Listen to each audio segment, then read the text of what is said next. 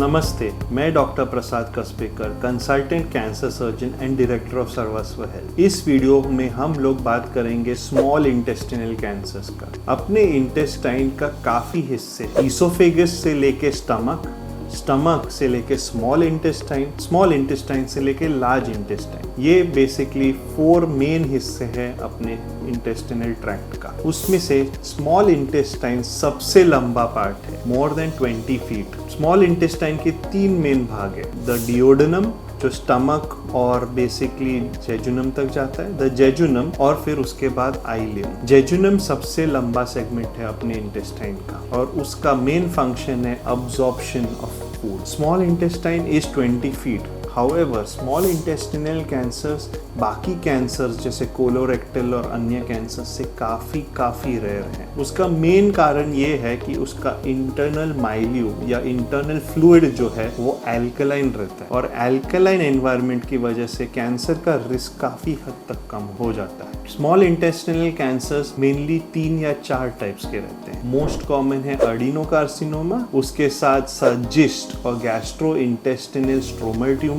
And carcinoid tumour. बाकी lymphoma इत्यादि cancers भी दिखाई दिए जाते हैं, बट वो और भी रेयर रहते हैं। So what are the risk factors for small intestinal cancer? Unlike other cancers, small intestinal cancers are more on your demographic composition and your genetic makeup as compared to other cancers. Patients who are typically above the age of 50 years of age and are more elderly as compared to those in other cancers. Men are more at risk as compared to women, and ethnic populations such as African Americans में risk ज़्यादा है intestinal cancer होने का। Genetic and hereditary conditions में भी small intestinal cancer has been seen, especially in special syndromes such as Crohn's disease, ulcerative colitis, Peutz-Jeghers syndrome और ऐसे अन्य syndromes में small intestinal cancers भी दिखते हैं। उसके साथ high consumption of red meat, salted foods, processed meats, canned foods,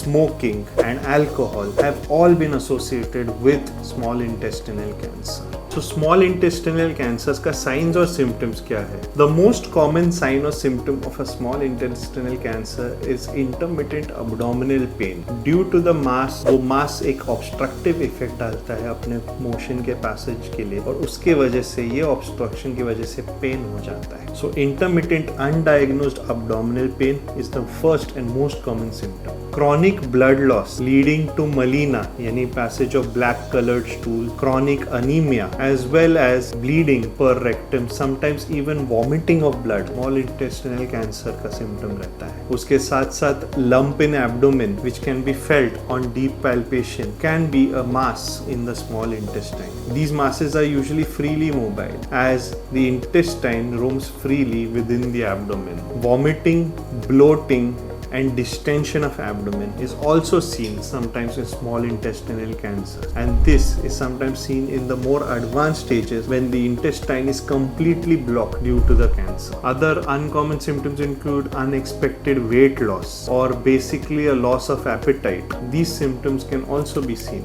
in small intestinal cancer. So अब हम बात करते हैं diagnosis of small intestinal cancers पे। अभी अपना small intestine is almost 20 feet in length और इसका जो ग्रोथ और मासेस है कभी कभी डायग्नोस करना काफ़ी कठिन हो जाता है। डायग्नोसिस में कोई भी कैंसर के डायग्नोसिस में कुछ स्टेप्स जरूरी है। One is confirmation of the diagnosis by doing biopsy, second is imaging to find out the lesion as well as the spread, and third are blood tests to collaborate with your findings. Small intestinal cancers जो proximal है यानी duodenal cancers usually diagnosis करने में थोड़ा आसानी हो जाता है। यहाँ पे simple endoscopy से हम लोग कैंसर तक पहुँच जाते हैं और उसका हम लोग बायोप्सी ले सकते हैं। However, जो डिस्टल कैंसर्स है जेजुनम और आइलियम में, उसमें टिश्यू डायग्नोसिस फॉर कैंसर थोड़ा कठिन रहता है। Modern techniques such as capsule endoscopy और एंटेरोस्कोपी तो है, बट उससे टिश्यू डायग्नोसिस मिलना डिफिकल्ट हो जाता है। Imaging usually is in the form of CT scan और a PET CT scan that will confirm the presence of a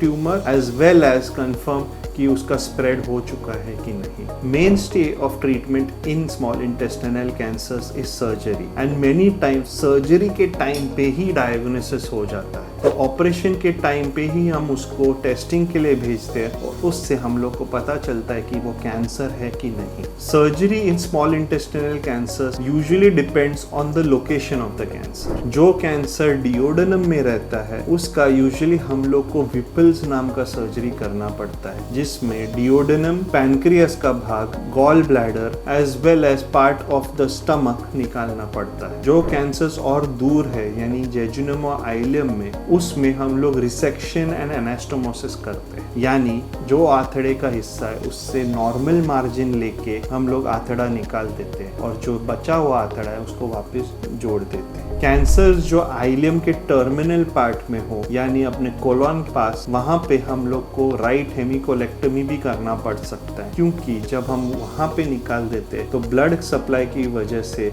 normal colon बचता नहीं और इसकी वजह से कोलन का भी थोड़ा हिस्सा हम लोग को निकालना पड़ता है। कैंसर निकालने के बाद हम लोग उसको टेस्टिंग के लिए भेज देते हैं। Commonly adenocarcinoma is the most common cancer in the small intestine. कभी कभी कार्सिनोइड सिंड्रोम, कभी कभी जिस्ट एंड कभी कभी लिम्फोमा भी स्मॉल इंटेस्टाइन में दिखाई दिया जाता है। बेस्ड ऑन दिस आगे का भी ट्रीटमेंट जरूरी है। लिम्फोमास और कार्सिनोइड्स में कीमोथेरेपी की भी यूज हो जाती है। जिस्ट के केस में कभी कभी हम लोग को गोली के इम्यूनोथेरेपी देना पड़ता है और एडिनोकार्सिनोमा जिसमें अगर लिम्फ नोड स्प्रेड या डिस्टल स्प्रेड हो, वैसे सिचुएशंस में हम लोग को कीमोथेरेपी भी देना पड़ता है। स्मॉल इंटेस्टिनल कैंसर में रेडिएशन का ज़्यादा बड़ा रोल नहीं है। सर्जरी और कीमोथेरेपी से यूजुअली रिजल्ट्स अच्छे पाए जाते हैं। एक बार अपना कैंसर निकल गया तो फॉलोअप में पेशेंट को 5 साल तक अच्छे से फॉलोअप करना पड़ता है। उसमें बेसिकली हम लोग री इमेजिंग करते हैं, ब्लड टेस्ट करते और वेरियस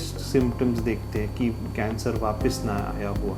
5 साल के बाद यूजुअली कैंसर वापस आने का रिस्क बहुत कम हो जाता है और उसके बाद फॉलोअप यूजुअली एनुअली करना जरूरी है। तो ये वीडियो था basics of small intestinal cancers पे। अगर आपको इसके ऊपर कुछ भी सवाल है तो आप मुझे मैसेज कर सकते हो और मैं आपको आंसर करने की कोशिश कर लूँगा।